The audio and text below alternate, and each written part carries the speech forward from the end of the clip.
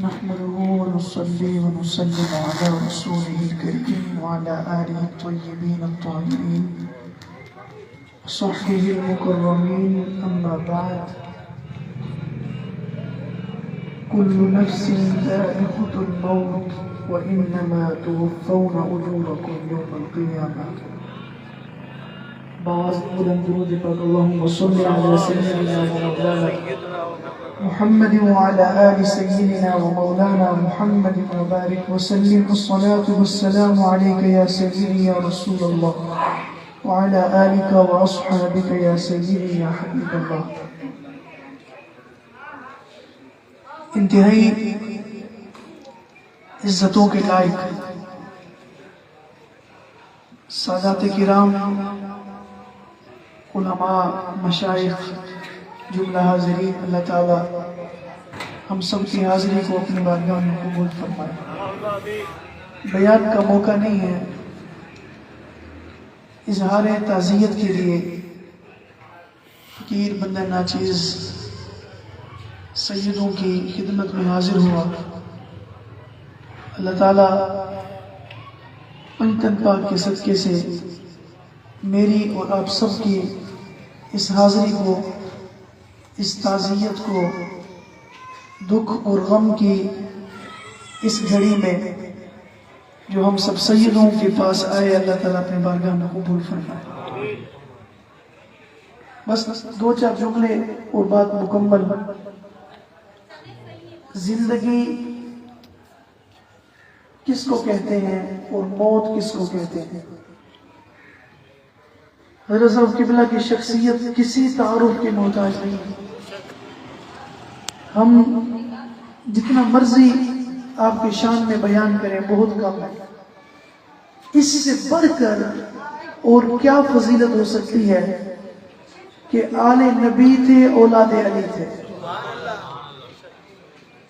اچھا حضور، شاید آپ نے اس جملے پہ توجہ نہیں فرمائی. میں نے بہت بڑا جملہ کہہ دیا.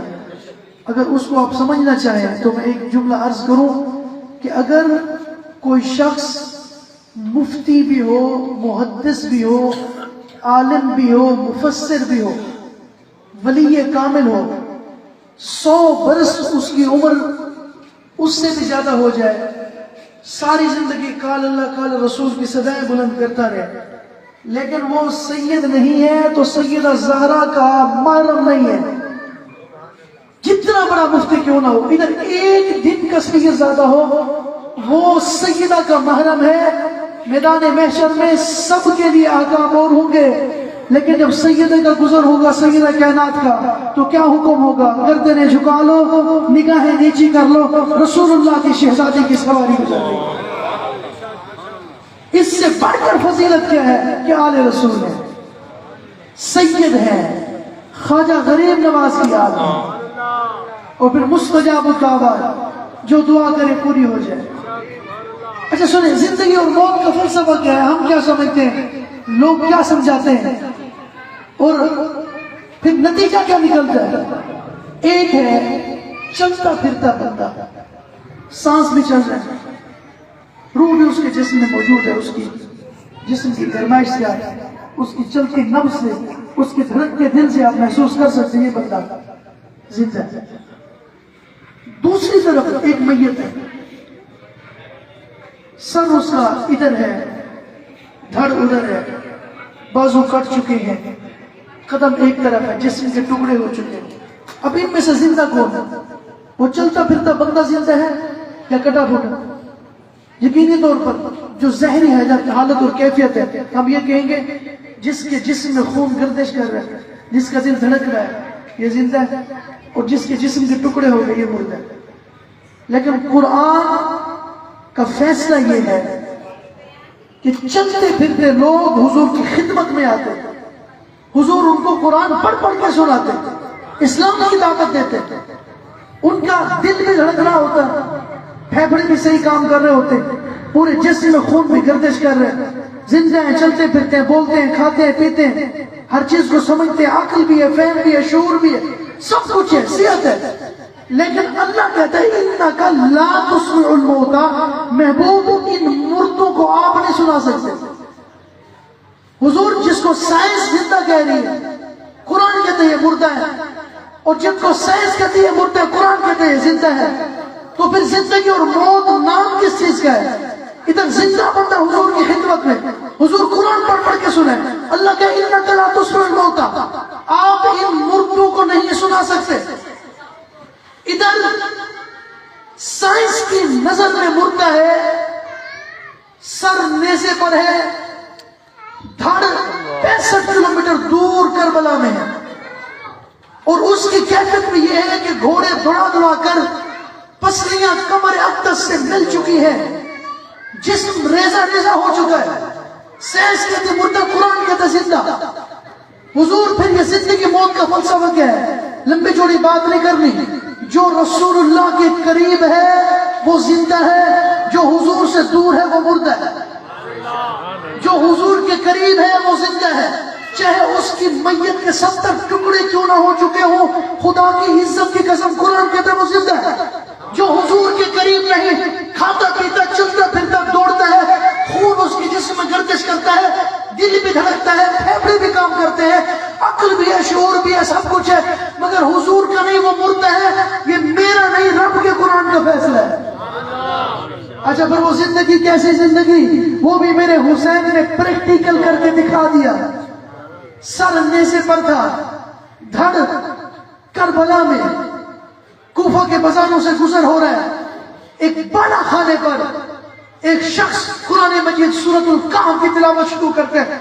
जुमे के दिन हम हसीबता अन्ना अस्हाबल कहफी वररकीम कानू मिन आयातिना आजबा, हमारी बड़ी अजीब निशानियां थी असहाबे कहफ कि 309 बरस तक सोते रहे, न जिस्म गला, न कुछ कोई नुकसान पहुंचा, उठे तो वैसे के वैसे थे, जिस्म का कपड़ा भी सलामत था। इधर से सरे हुसैन से आवाज आई, असहाबे कहफ का वाकया इतना अजीब नहीं जितना हुसैन को कत्ल करना, शहीद करना, फिर सर नेज़े पे चढ़ा देना, ये ज्यादा अजीब है। मेरे हुसैन ने नेज़े पे कलाम करके मुस्तफा के दिए हुए फार्मूले को सच कर दिखाया कि शहीद हर हाल में जिंदा होता है। उसकी वजह यह है कि उसको रसूलुल्लाह का कुर्ब मिला होता है। मौत नाम है रसूलुल्लाह से दूरी का, जिंदगी नाम है हुजूर से हुजूरी का।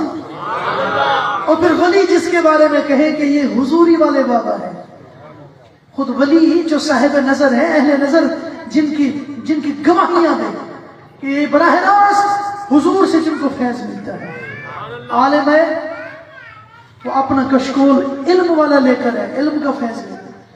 सूफी है, तसव्वुफ की खैरात मांगे, उसको तसव्वुफ की खैरात मिल जाए। कोई इंजीनियर है, वो जो चाहता है उसको वो मिल जाए, जो ख्वाहिश लेकर उसकी पूरी हो जाए। मैं खुद आया कई बार, पहली बार हाजिरी हुई, फिर उसके बाद दूसरी मर्तबा, फिर पिछले साल 4 दिसंबर को मैं इधर ही था। मेरी वालदा इंतहाई अलीम थी।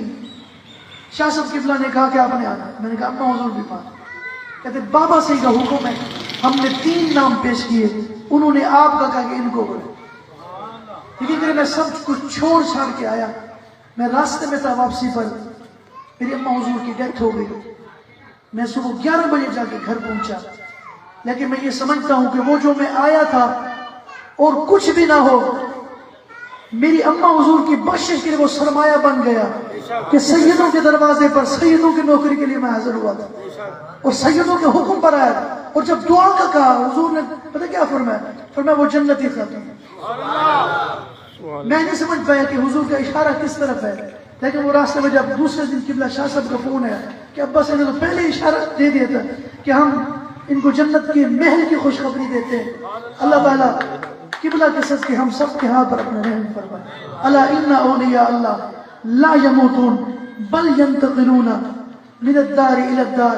अल्लाह के वली मरते नहीं हैं, बल्कि एक घर से दूसरे घर में मुंतकिल हो जाते हैं।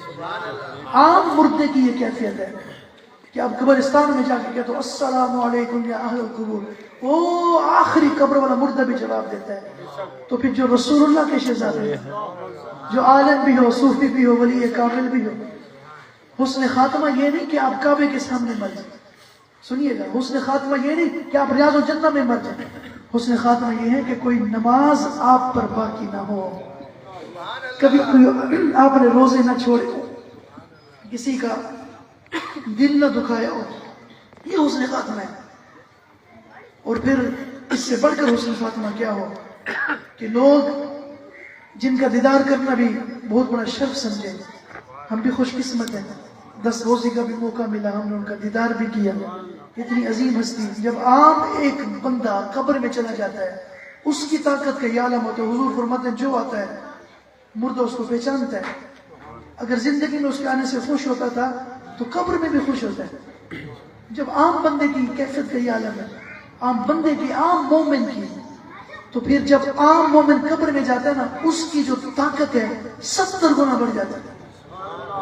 میری اماں فوت ہوئی, مجھے ایک بندے نے کہا جی بڑا افسوس ہوا جی, دعاؤں کا میٹر رک گیا. میں نے کہا کہاں رکا؟ کس نے کہا؟ یہ تمہارا نظریہ. میرا نظریہ یہ کہ اب دعاؤں میں اضافہ ہوگا. پہلے پردے تھے, اب سب حجابات اٹھ گئے. میں نے کہا ٹینشن کی ضرورت نہیں ہے. تو اب پہلے حجابات تھے ظاہری دنیا میں, اب تو ایک حجاب بھی نہیں ہوگا. اب جاؤ, اب کہو حضور کرم فرما دے.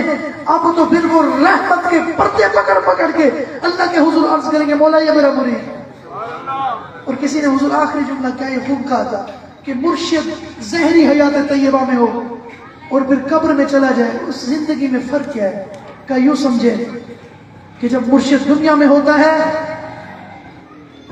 اس کی 100 آنکھیں ہوتی ہیں, ایک آنکھ مریدوں کی طرف, 99 آنکھیں اللہ رب العزت کی رحمت کی طرف. جب قبر میں چلا جاتا ہے پھر 99 آنکھیں مریدوں کی طرف, ایک آنکھ اللہ رب العزت کی رحمت کی طرف. پھر وہ توجہ یہ ایسے ہم یا غوث نہیں کہتے. کراچی میں رہنے والے شہنشاہ بغداد کے نام لیوا کیوں ہیں, وہ ادھر سے بیٹھ کے فیض پہنچاتے ہیں. خواجہ اجمیر میں تشریف فرما ہو کر ادھر فیض پہنچاتے ہیں.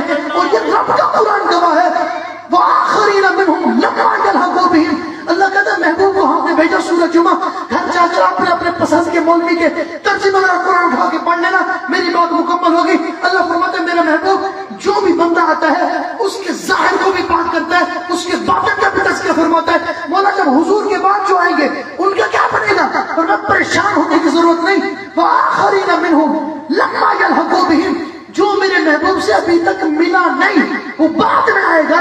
قیامت تک آنے والے ہر مومن کے ظاہر کو بھی مصطفیٰ پاک کریں گے, اس کے باطن کو بھی مصطفیٰ پاک کریں گے. کس طرح؟ اپنے شہزادوں کے ذریعے. کس طرح؟ اپنے نمائندوں کے ذریعے.